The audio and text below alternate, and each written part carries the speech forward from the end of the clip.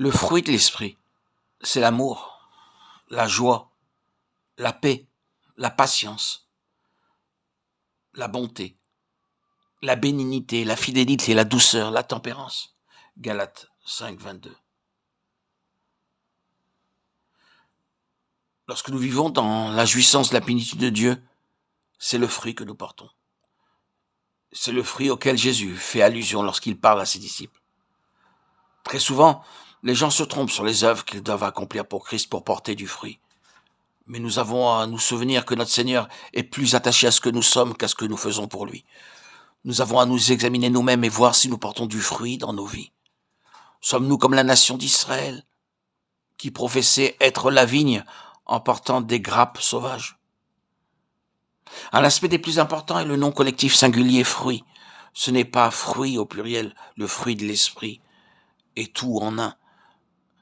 Cela suggère beaucoup de caractéristiques vues dans une vie vertueuse.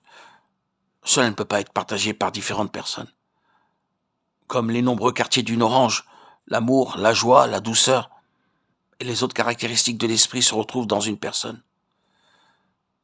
Des dons spirituels doivent être partagés.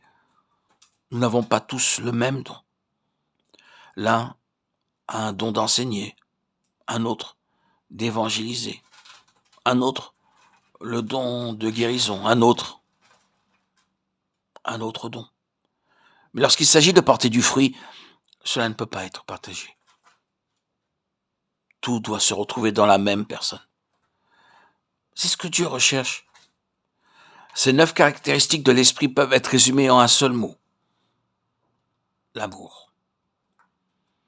Elles sont toutes la manifestation de l'amour. La joie n'est rien d'autre que l'amour qui se réjouit. Si l'amour demeure, cela devient la paix.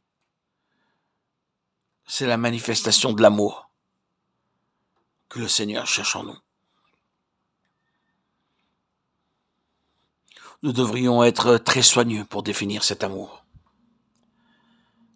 Ce n'est pas l'amour humain. C'est l'amour divin qui doit être manifesté dans nos vies, quotidiennement, en permanence.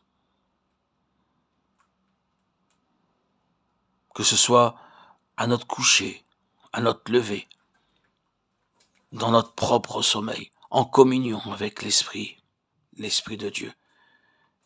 Vivre, être en état d'amour.